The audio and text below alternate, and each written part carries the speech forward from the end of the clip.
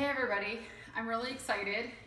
I ordered some flowers from a place called Farmgirl Flowers, and I'm gonna paint it. So I haven't opened the box yet. It looks really cute. Comes with a card and a vase. This might take me a minute. But I've been following them online and I just love their beautiful bouquets. They're out of California. Packaged really well. All right, so this is kind of what they look like. I haven't even seen them. So it comes with a small vase. It's really pretty. So I'm gonna set these up. Looks like you can just kind of plop them right in there. Looks like, I'm not sure what that is. Looks like there are directions. All right, so I'll set these up and then we're gonna paint.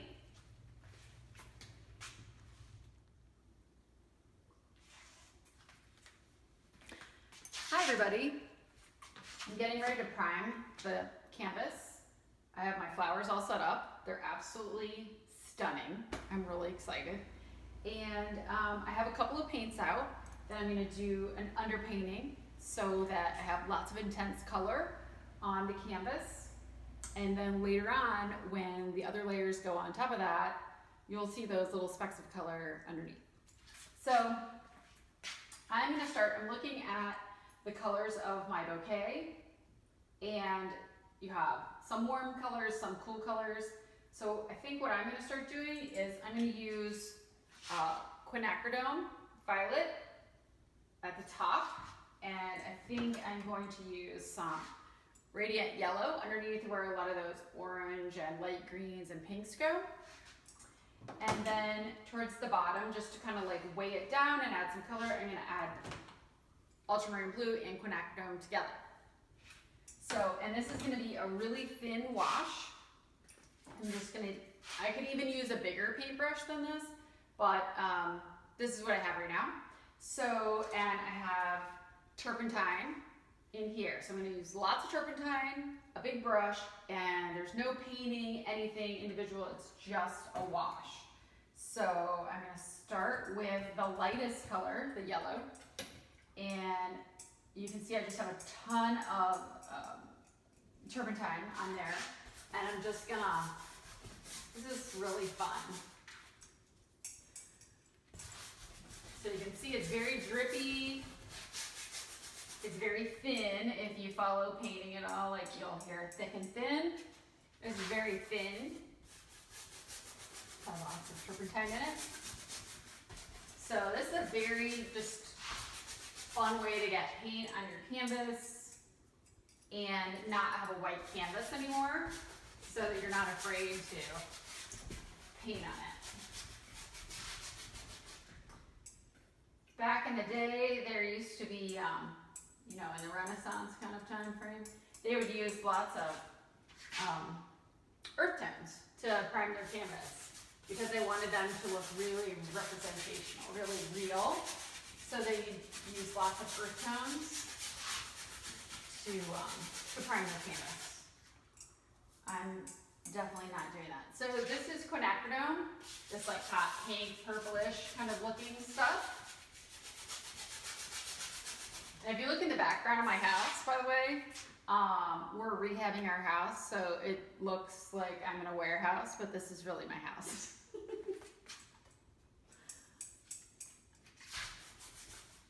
All right.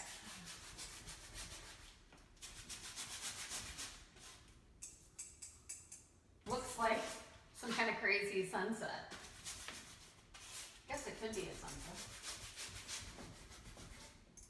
Okay, lots of turpentine. Lots and lots of turpentine. I have some ultramarine blue here, and I'm just making big kind of like almost watercolor puddles. So this is oil paint, but you can see it really looks watery. So I'm going to do, this painting is going to be really representational, meaning you can tell what it is, right? It'll be a very expressive painting, but you can tell what it is. And then the second canvas that I'm gonna do is gonna be the same subject matter, but abstract. So that'll be a different video, but I'll show you that one. So isn't that fun? How that just like drips. This is very therapeutic. So like I said, lots of turpentine. If you're doing this in your house and you don't have concrete floors like I have right now, you will probably want to put something underneath.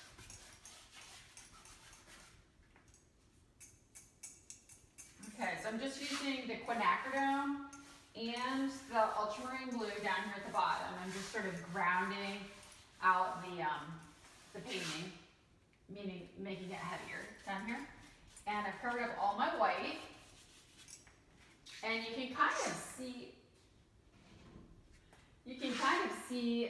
where I'm gonna even put the painting. And a great thing about standing up and painting is that you can get away from it. You can kind of take a look at it.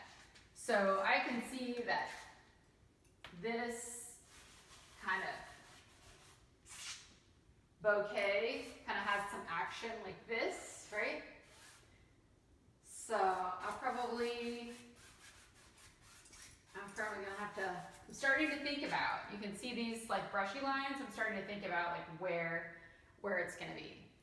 And I'm absolutely laughing because, I don't know if you can see this over here, but there is splatter all over the wall. I'm breaking in my new studio. So, from here, the next thing you're gonna do is you're gonna take a burnt umber and an ultramarine blue, and you're gonna create your own dark. So I don't like using black. I think that just is very, coloristically, I think it's really dull. So ultramarine blue and you could use a raw umber or a burnt umber, whatever you have, dark earth tone. So I'm still using my giant brush just because I feel like it allows you to sort of be a lot looser, and because there's always time to tighten it up, right, with your drawing, but now's the time to just make it like really expressive. Okay, so I have a gigantic puddle of burnt umber and ultramarine blue, a really giant puddle. I'm going to put some turpentine in there. Okay, so first of all, I'm going to look at where do I want the bottom of the vase, and then just kind of the general shape of the flowers.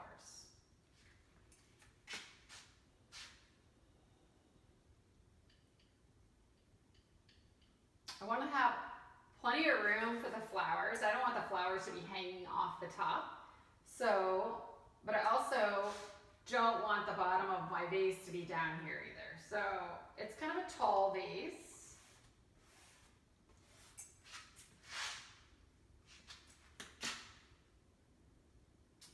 I think I might move the vase over a little bit. So this is, I'm just judging like, where is the side of the vase gonna be?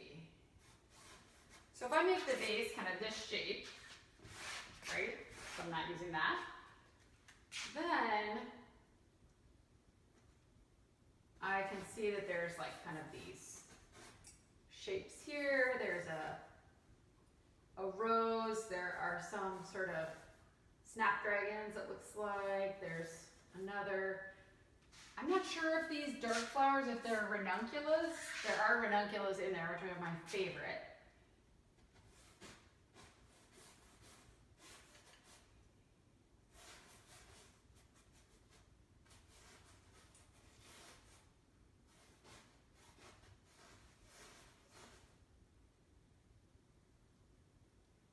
So right now I'm just putting in kind of like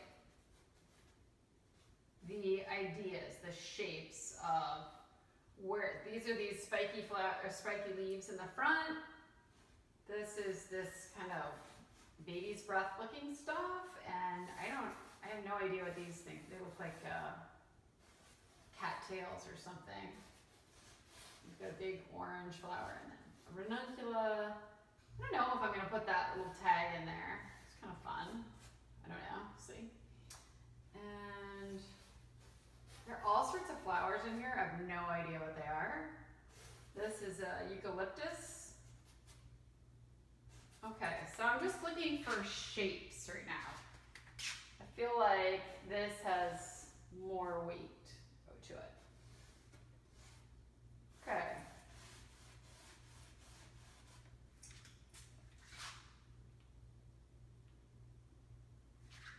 And then my tabletop is a box, so I'll have to get creative with that.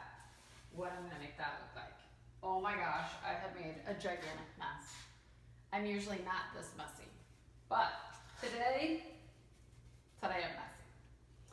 So some people really like to wear gloves so they don't get paint on themselves. I'm not that person, but if you are, there's no shame in that game. So next thing I want to do is I want to look at this, and right now everything is still really wet. I want to take a rag and I'm going to wipe out whichever the lightest spots are. So what you do, here's a trick, is you squint your eyes at it, and that immediately gives you information about what's the lightest and what's the darkest. And you can repeat that as often as you want, but to start out, that's really helpful. So I'm just gonna kind of squint at it, and right away I can see that, I think those are snapdragons there. Those are gonna be right in here. And I'm not real worried about specific, being so specific right now. I'm just looking for general shapes, and I'm using my rag, and I'm just gonna like wipe out. And that way I don't have to paint over it 1,000 times to get that light. There's also a really pale, I guess, rose, a couple of really pale roses, and that ranunculus right there. I'm just sort of turning this to like wipe off some of the paint. And here are those spiky leaves there. There's another kind of rose peeking out under there. And then there's this other, I have no idea. I wish there was a chart of like what flowers were what, because I'm not sure. And over here there are some really pretty leaves that are pretty pale.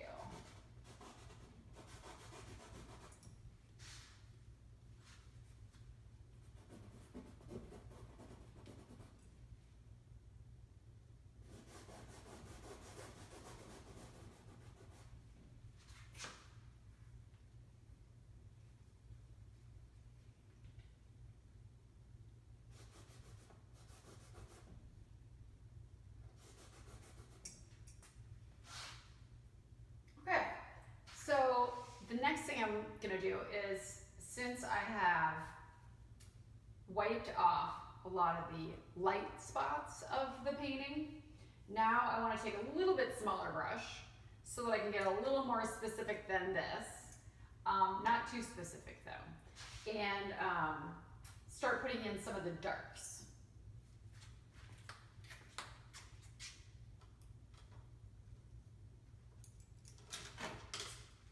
So this is my batch of paint brushes. I've been painting for a long time, so I have a lot of paint brushes. So everybody has their favorites, right? But each tool has a job. So I'm gonna go with this. This is, I don't know what size this would be, an 8. I don't know, it's sort of a 3/4 of an inch size brush, oil paint brush. So I'm going to take this, and I'm going to use probably some of the quinacridone and some of this pile of the blue-brown kind of dark, and just start going in and adding some line work and where the darks are.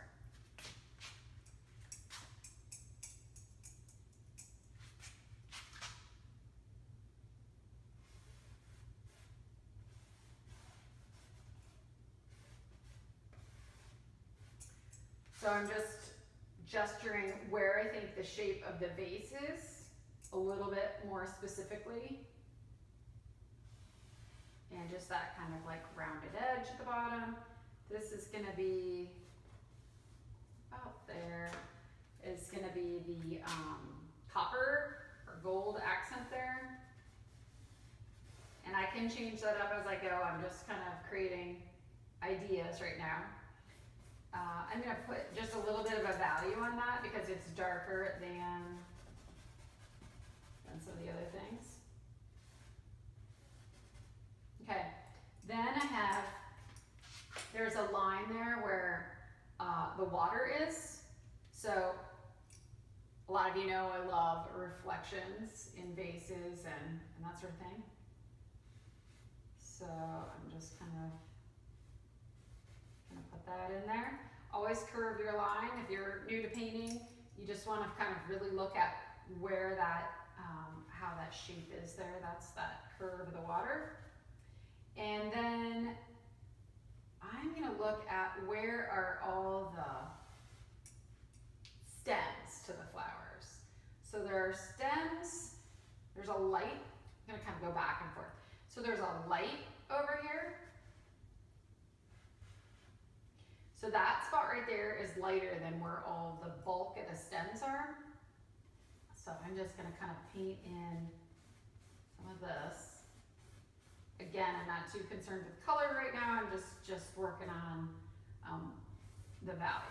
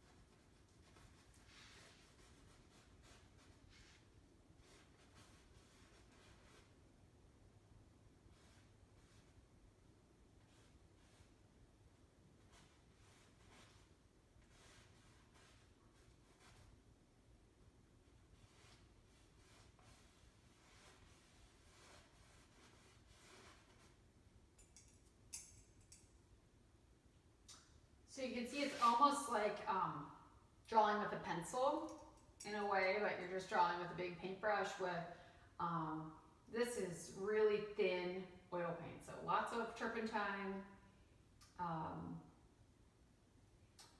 and just drawing it in.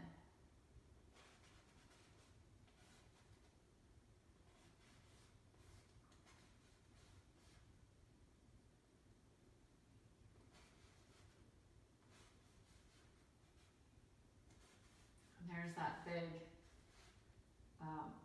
rose or whatever that is there. So I'm just looking at what's in the foreground, what's first, right? So those leaves, those green leaves in the front, and then there are these sort of spiky, herbal looking things here. And then there's that, rose, and then there's another yellow flower behind that. And then there are some dark looking, kind of like, again, I wish I had some kind of chart to tell you what flower is what.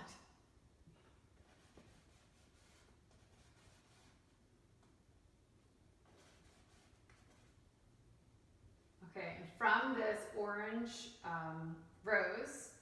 Then there's going to be a really dark flower here. Really dark. So I'm just going to kind of paint that in. This is almost like a black and white at this point. So I'm doing two things. I've like covered the background in this crazy looking color so that I don't have to fight this like black and white. So there's that really dark flower right there. And it's coming up on these sort of leaves and some herbal looking things too. And then next to that you have some sort of pink flower there. And then hidden back here you have this pink rose, lots more, like I said, maybe a baby's breath type thing here. And you have these really cool, they're really hard to see from where you are, but they're like, just these directional looking things here. Those are fun. Those would be fun to paint in.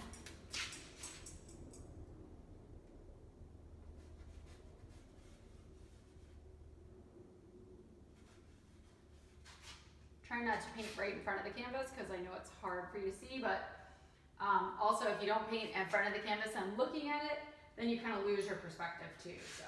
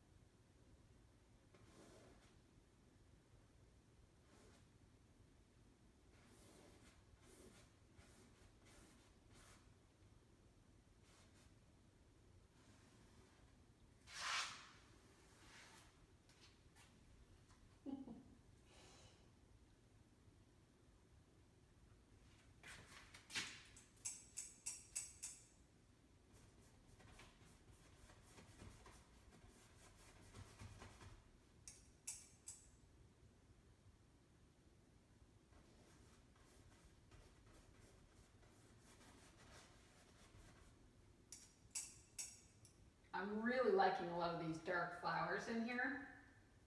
They just really, oh, they're so pretty. Wow.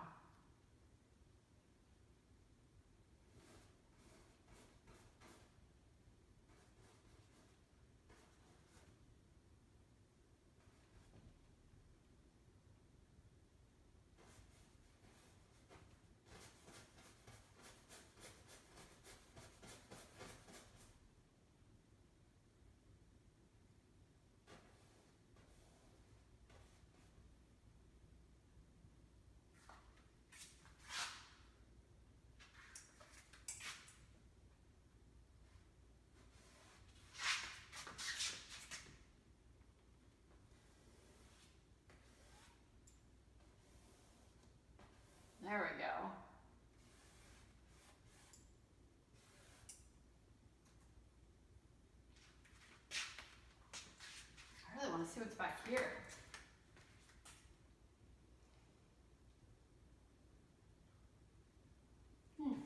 Okay, there's like another pink flower peeking out back here. Lots of like little things peeking out that you probably can't see from where you are. Okay.